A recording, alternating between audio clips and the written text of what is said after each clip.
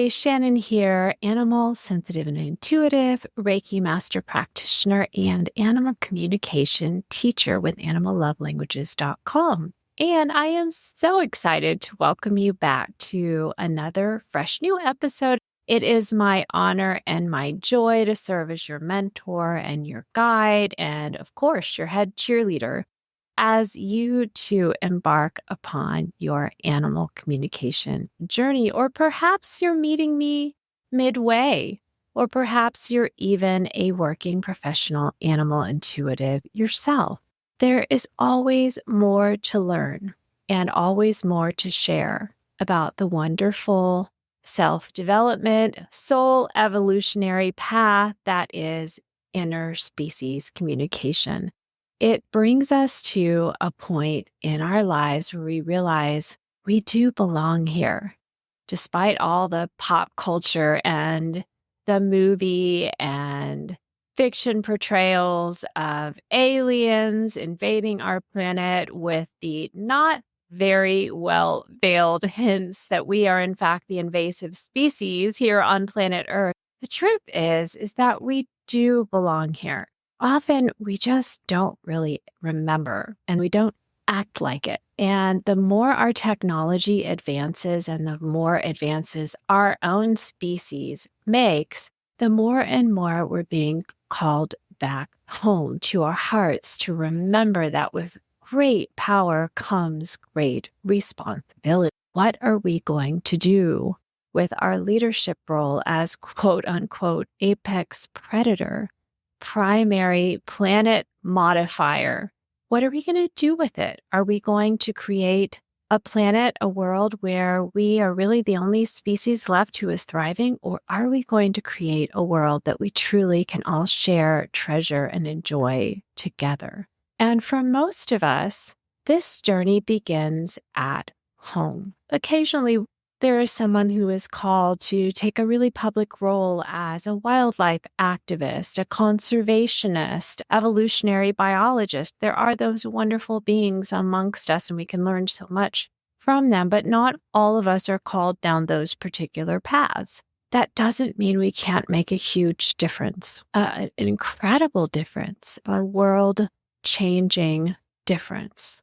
It just means that we need to start exactly where we are in our families, in our homes, in our little plots of land, in our little areas, and with our own interspecies family members. In this case, yes, you guessed it, I am talking about our pets, our own companion animals, our animal companions.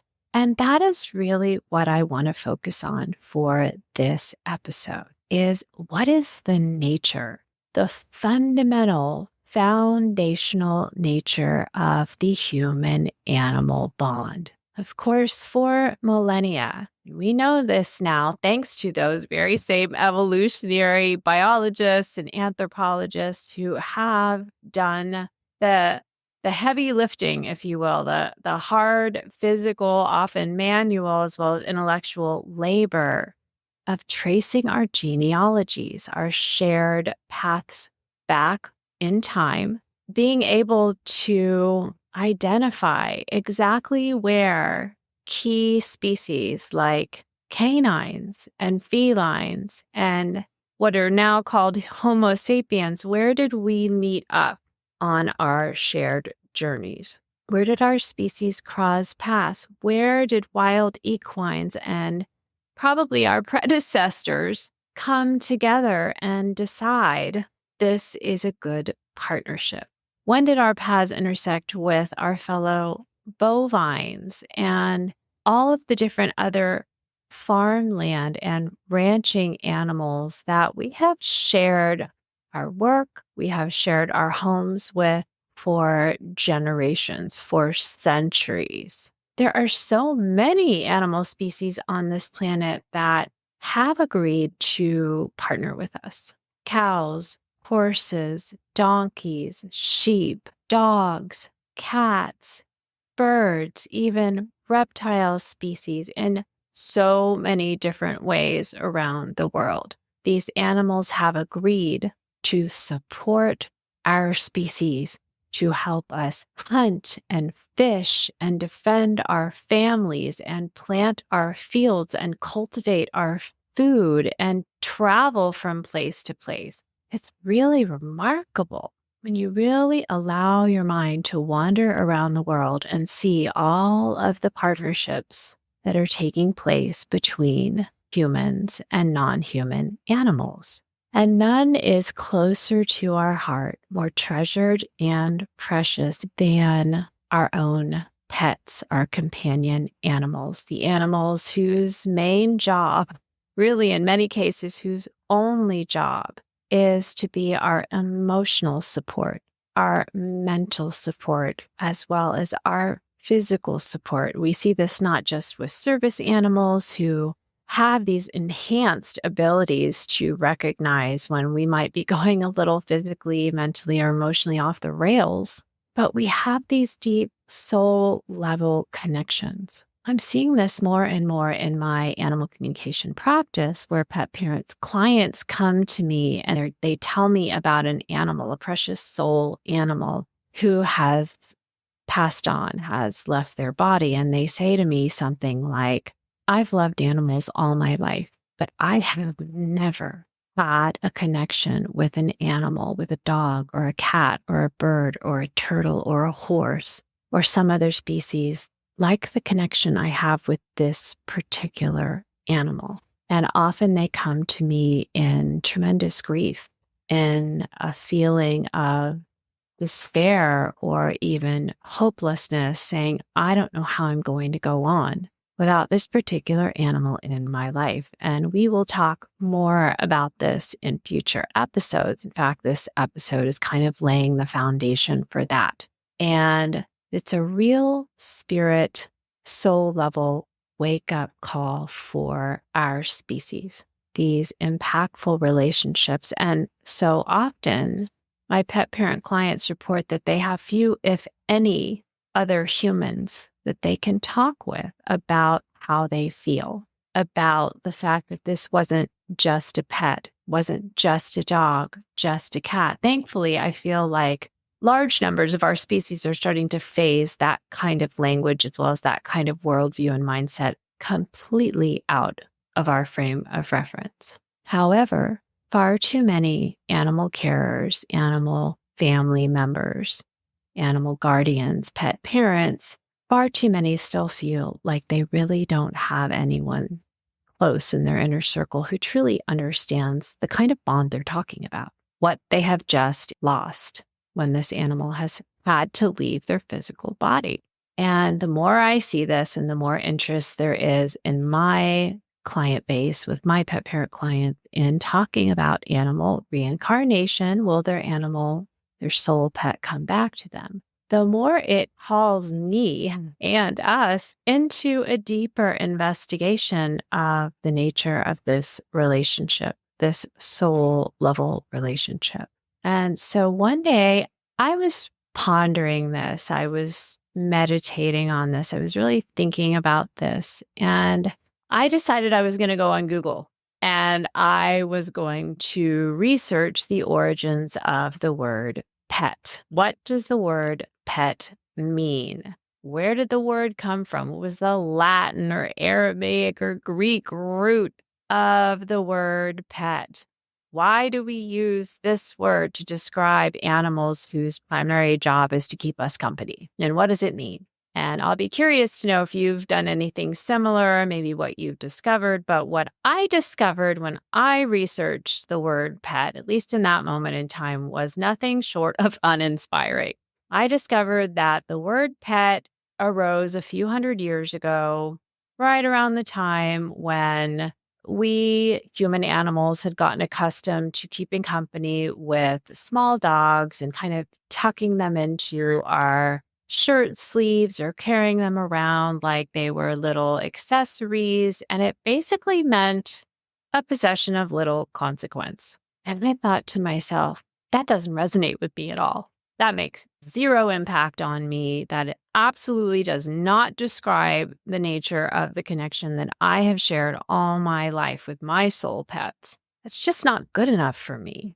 It doesn't even begin to describe the impact and the connection that I feel that my pet parent clients and my animal communication students tell me they feel with their animals. So I decided I would do what any card carrying animal intuitive would obviously do in that situation. I decided I was going to ask the animals directly, why do we use this word? Why do we use the word pet?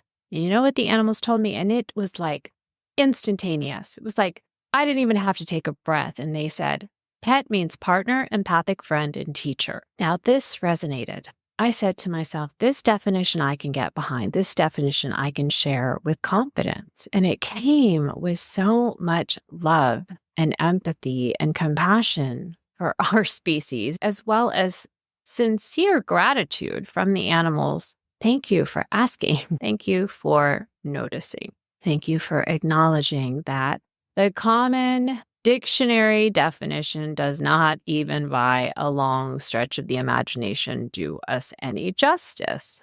And so, of course, I worked with this definition for a little while, and then I got curious about why we call ourselves, many of us anyway, not all of us, but many of us call ourselves pet parents. Because, of course, there are all kinds of schools of thought about what it means to be a parent. Who can be a parent?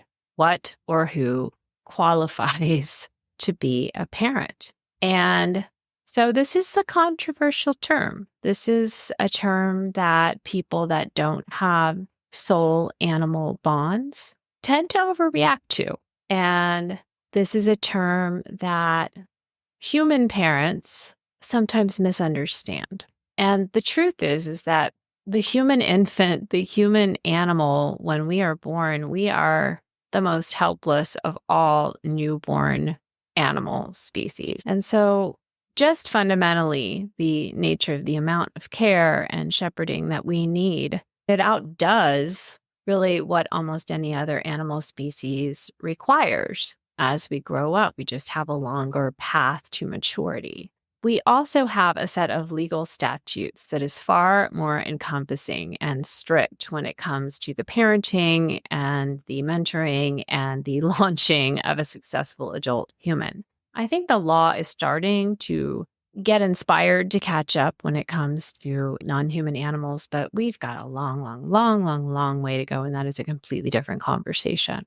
So there's all these misconceptions and just confusion and disagreements about what it means to be a pet parent.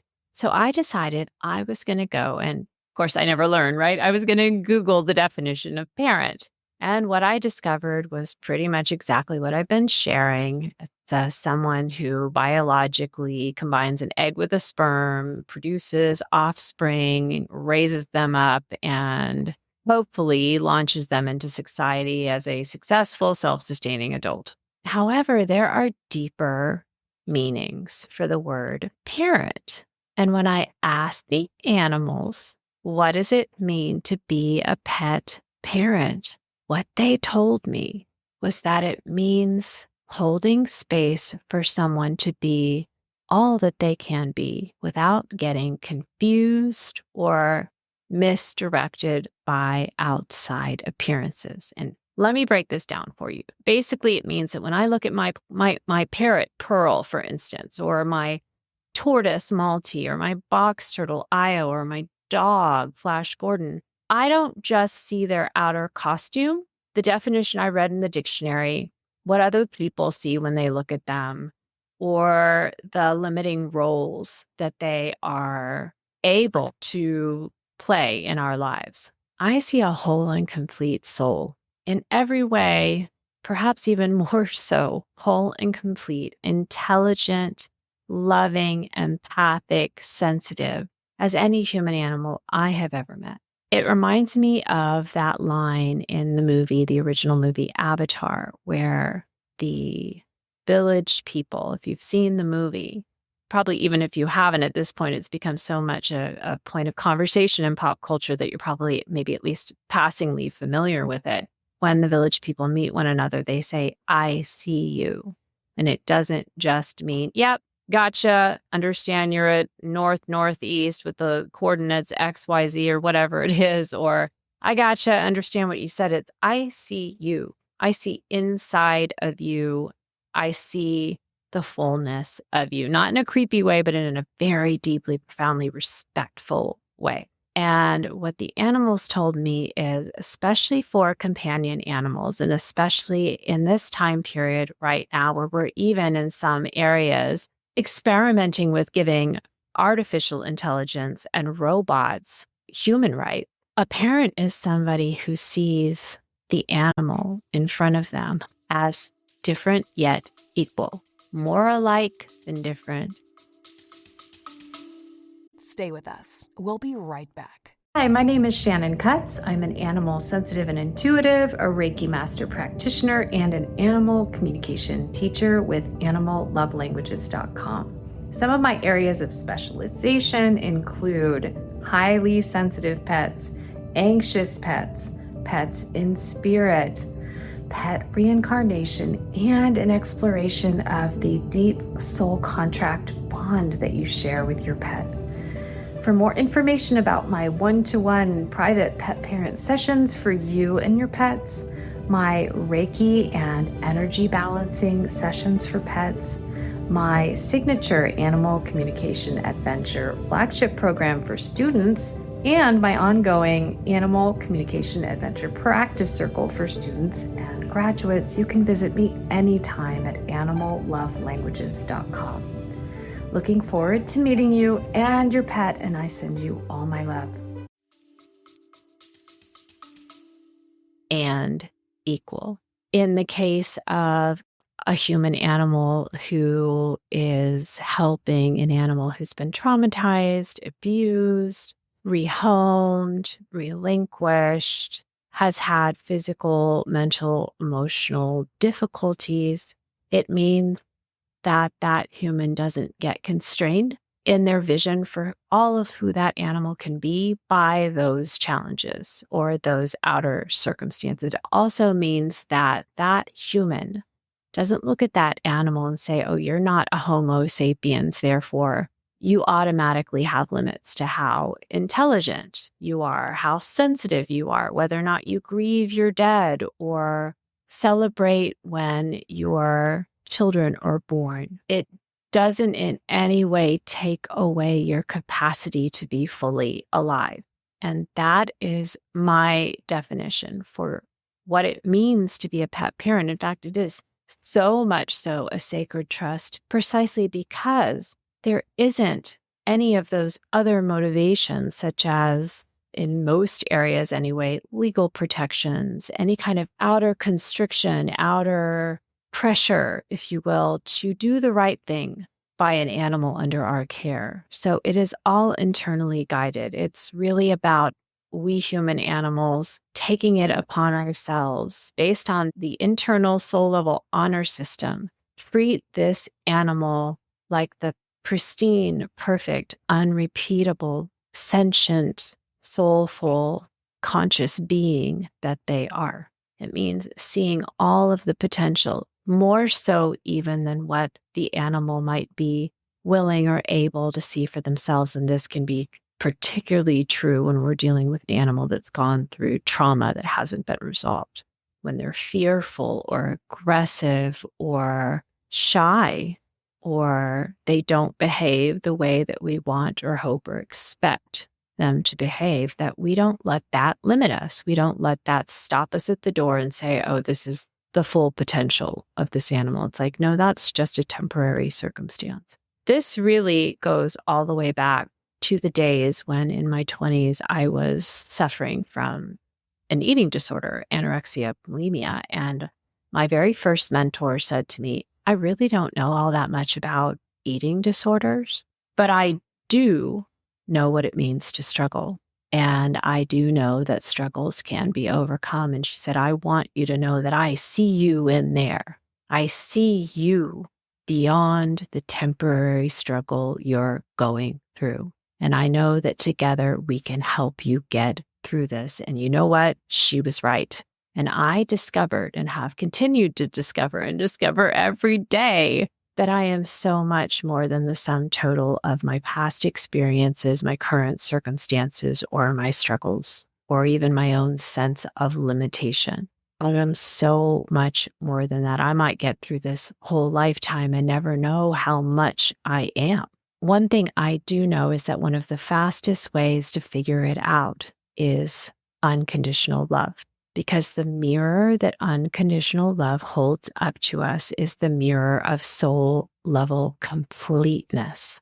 We are whole and complete. We are beautiful and perfect. We are irreplaceable and utterly unique. And to me, so is each other being we come across. And the challenge is always to see that.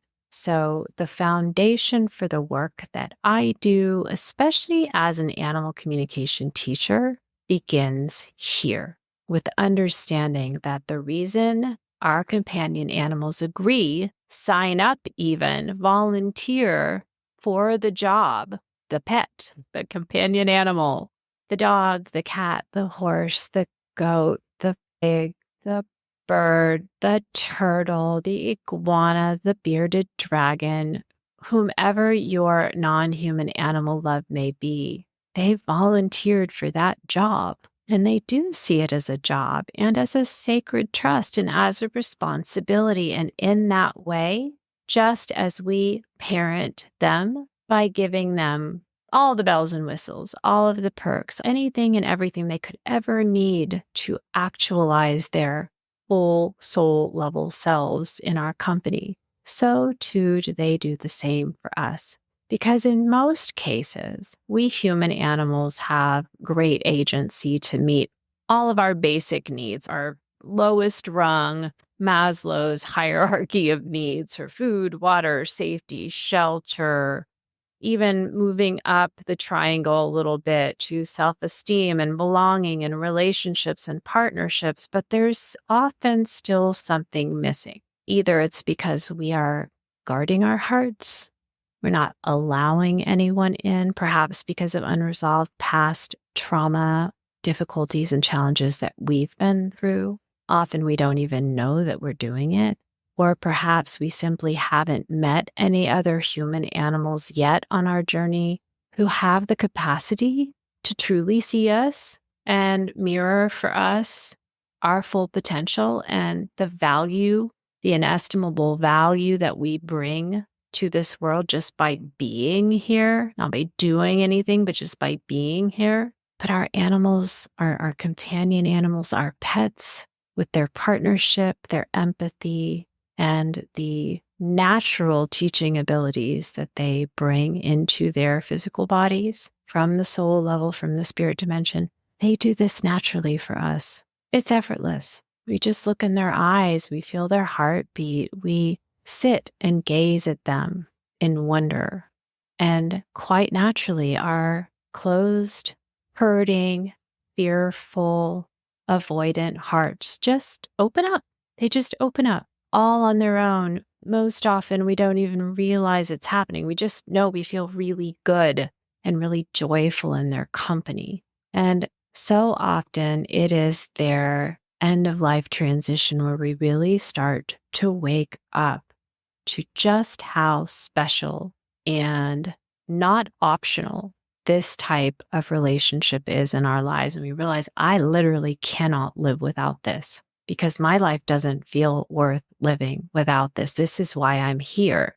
As my beautiful late best friend Marcy used to love to remind me, and I share this quite often, so forgive if you heard it before, but she often used to remind me when I was in challenges, especially stuff I really, really, really didn't want to go through. She would say, Shannon, we're here to grow in wisdom and learn to love better, which I believe is a Tara Brach quote. She loved Tara Brach.